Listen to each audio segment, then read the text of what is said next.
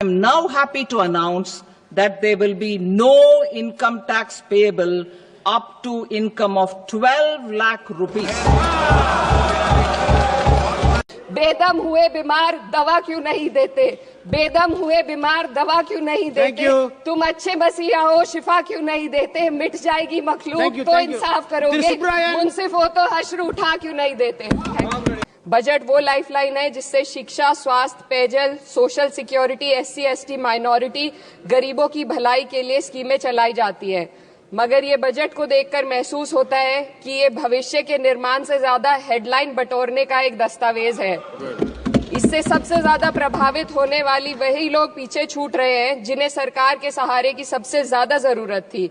वो किसान जो बढ़ती लागत से परेशान हैं, वो नौजवान जो बेरोजगारी का सामना कर रहे हैं, और वो औरतें जो निजामती रुकावटों से जूझ रही हैं, और वो गरीब जो महंगाई के बोझ के तले दबे हुए हैं। This government is proudly marketing the income tax exemption of 12 lakhs.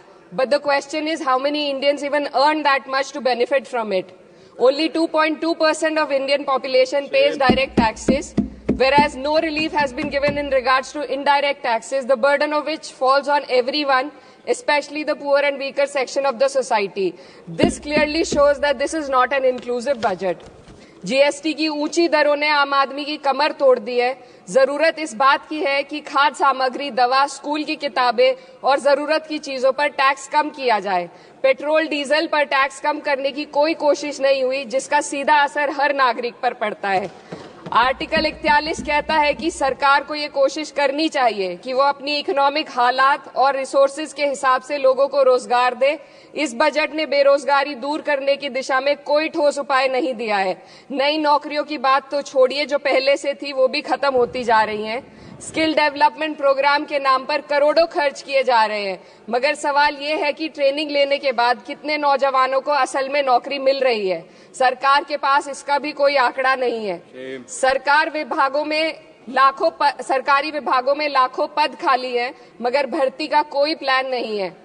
Article 45, जिसके द्वारा सरकार की जिम्मेदारी है कि हर बच्चे को 6 साल की उम्र तक फ्री और जरूरी तालीम मिले ताकि उनका बुनियादी तालीमी डेवलपमेंट सही से हो सके, जिसको संसद ने शिक्षा का अधिकार अधिनियम बनाकर और भी मजबूती दी थी, परंतु इसकी जमीनी हालत क्या है वो किसी से छुपी नहीं है। नगरीय क्षेत्रों में सरकारी स्कूलों में शिक्षक न होने की वजह से स्कूल बंद हो रहे हैं तथा दूरस्थ ग्रामीण क्षेत्र के स्कूलों में टीचर ही नहीं पहुंच पा रहे हैं। सरकार कह रही है कि डिजिटल इंडिया और AI से तालीम का इंतजाम होगा, मगर जरा जमीन पर देखिए, उत्तर प्रदेश में सिर्फ 22% सरकारी स्कूलों में कंप्यूटर है।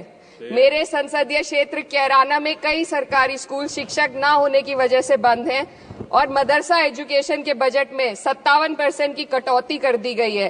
क्या यही सबका साथ सबका विकास है?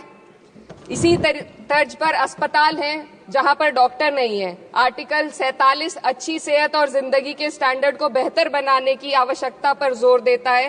राज्य की जिम्मेदारी है कि लोगों की सेहत और उनके वेलबींग को बेहतर करने के लिए जरूरी कदम उठाए, लेकिन हकीकत यह है कि इस बजट का सिर्फ 2% ही आम जनता तक पहुंच पाता है। जब देश का बजट आता है तो उसमें किसान, गरीब, मध्यम वर्ग, महिला, बच्चों की शिक्षा, पोषण, स्वास्थ्य से लेकर स्टार्टअप, नवाचार, निवेश तक हर क्षेत्र को समाहित किया जाता है। लेकिन इस बार के बजट में सिर्फ एक ही हेडलाइन बनी है, 12 लाख रुपए की आय तक शून्य आयकर। लेकिन जो हमारा मध्यम वर्ग है उसकी भलाई का क्या ये रास्ता तय करेगा बजट? नमस्कार दोस्तों, एक बार फिर से स्वागत करते हैं आप सभी का हमारे YouTube चैनल पर। दोस्तों, पिछले दिनों वित्त मंत्री निर्मला सीतारमण का बजट आया और उसमें मेन हेडलाइन थी 12 लाख रुपए की आय तक शून्य आयकर। इसके अलावा इस बजट में ऐसा कुछ नहीं था, लेकिन कितने लोगों को 12 लाख रुपए की आय तक शून्य आयकर छूट मिलेगी, आप क्या जानते हैं? आज बड़ी सदन में इकरा ने वित्त मंत्री निर्मला सीतारमण की बजट की पोल खोल दी। जिस तरह निर्मला सीतारमण मैडम ने हाथ में बजट का किताब उठाकर बोला कि 12 लाख रुपए तक की आय पर 0 टैक्स, और मोदी साहब और उनके जो मंत्रीगण थे उन्होंने भी खूब वाहवाही लूटी। लेकिन हकीकत क्या है? इस बजट में ना तो शिक्षा पर कुछ खर्च हुआ है, ना स्वास्थ्य पर खर्च हुआ है। नौकरी देना तो दूर की बात है, जो देश में बची खुची नौकरियां हैं उनको भी आज देश की सत्तारूढ़ पार्टी खत्म करती जा रही है। ये सरकार ना तो गरीबों पर ध्यान दे रही है, ना बेरोजगारों को इनसा कुछ लेना देना है, ना महंगाई पर ये बात कर रही है। सिर्फ महज हेडलाइन बटोरने के लिए बजट तैयार कर दिया जाता है। ज़मीनी हकीकत में किसको क्या मिला, आप सभी इससे वाकिफ होंगे। इकरा जब भी सदन में बोलती है तो उनकी आवाज़, उनकी भाषण और उनके तथ्यों से सारा का सारा सत्ता पक्ष और विपक्ष हैरत में पड़ जाता है और पूरा का पूरा देश उनके भाषण को बड़े गौर से सुनता है और तारीफ करता है। आपका इनके भाषण के बारे में क्या कहना है, वीडियो के कमेंट बॉक्स में अपनी राय जरूर दें। धन्यवाद। जय हिंद, जय भारत।